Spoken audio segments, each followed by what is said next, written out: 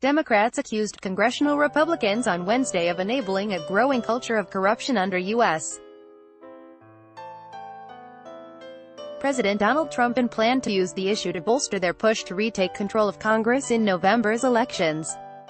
The conviction and guilty plea on Tuesday of two former members of Trump's inner circle put a spotlight on the Democratic argument that Republicans have failed to check the excesses of corruption under Trump, but that voters could do it for them. Sponsored, Washington Republicans are failing to hold themselves accountable to the people for the corruption that has infected the party and has infected the nation's capital, said U.S. Representative Sherry Bustos, co-chair of the messaging arm of the House of Representatives, Democrats. Some Democrats pounced on the scandals as a way to organize and raise money for November when they are trying to pick up 23 seats in the House and 2 seats in the Senate to gain majorities in both chambers and blunt Trump's legislative agenda.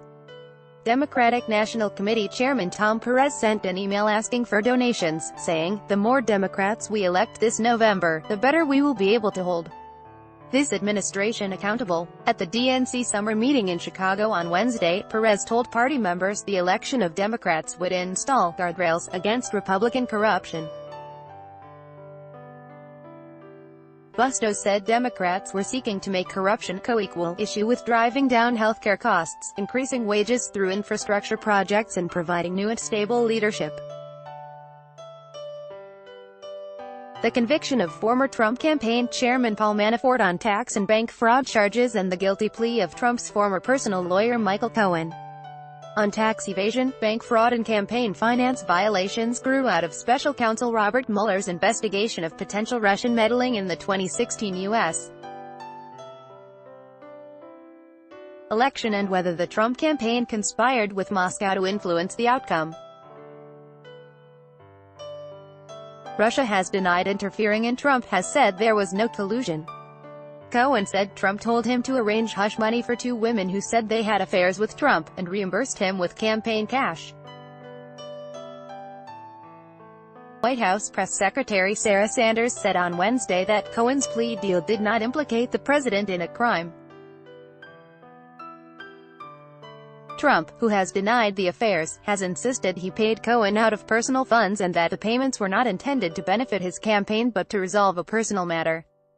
"Corruption is a big issue when I go around the district," said Democrat Janet Garrett, who is challenging U.S. Representative Jim Jordan, a conservative Ohio Republican and Trump ally who has called for the impeachment of Deputy Attorney General Rod Rosenstein for his oversight of the Mueller probe. "He's definitely an enabler of corruption, because he is willing to sacrifice the truth on the altar of self-interest," Garrett said of Jordan, who is fighting his own scandal. He has denied allegations that he knew about sexual harassment of wrestlers at Ohio State University and did nothing about it. Democrats will overreach. Republican congressional leaders avoided criticizing Trump after the outcome of the Manafort and Cohen cases. John Cornyn, the No. 2 Senate Republican, said he expected Democrats would overplay their hand and launch a contentious drive to remove Trump from office. "I have some confidence that our Democratic friends are going to overreach, and this will be all about impeachment," he told reporters in the Capitol. Republican Senator Mike Rounds, who is not up for re-election this year, told reporters it was tough to get the party's message through to voters over the din of the scandals. "We're actually getting our work done in the Senate, and I know that's not getting a lot of attention, but it will at some point," Rounds said.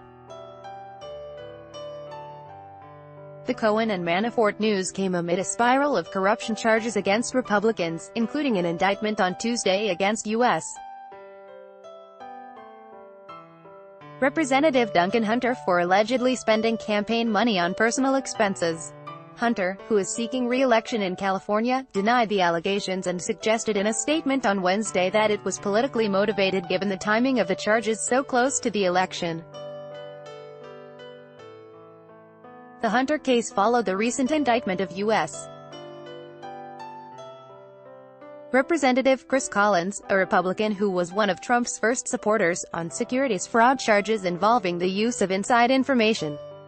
Collins also denied wrongdoing, but dropped out of his race in New York. Democrats have used the corruption issue successfully before, winning House control in 2006 after financial and sexual scandals involving prominent Republicans. But other issues, such as the unpopularity of Republican President George W. Bush and the Iraq War, were also important that year. Democratic candidates already have been running on ethics, public service and independent leadership, said a Democratic strategist who works with candidates in battleground districts. This just strengthens their case. Reporting by Susan Cornwell and John Whitesides. Additional reporting by Amanda Becker in Washington and Tim Reed in Chicago. Editing by Colleen Jenkins and Peter Cooney.